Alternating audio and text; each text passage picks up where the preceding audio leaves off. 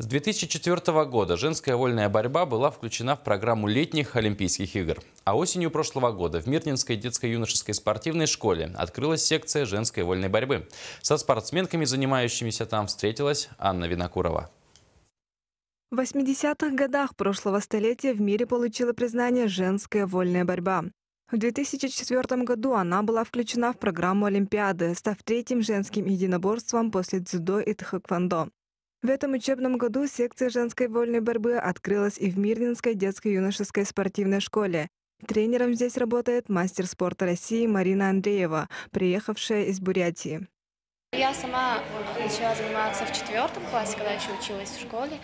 В 4 классе начала заниматься борьбой и в 2012 году уже перестала. Я училась сама в районе, а там кроме вольной борьбы сильно такого ничего не было. Ну, волейбол был, волейбол это не мое.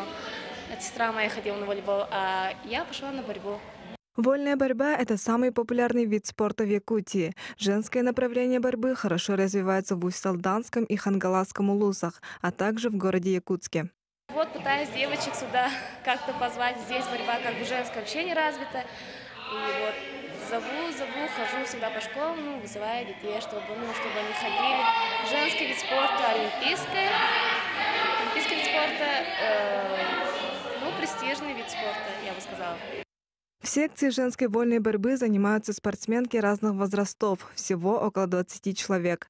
Первые результаты тренировок уже видны, и в этом месяце самые лучшие поедут в Якутск для участия в чемпионате республики. По республике уже женская борьба работает и начала развиваться уже в течение 2 олимпийских циклов, это значит 8 лет. Здесь занимаются девочки без ограничения пока в возрасте. Самое главное, чтобы имели медицинскую справку и имели без отклонения в здоровье. Остается ждать и надеяться, что женская вольная борьба станет таким же популярным видом спорта, как и мужская. И когда-нибудь наши девушки защитят честь страны в летних Олимпийских играх.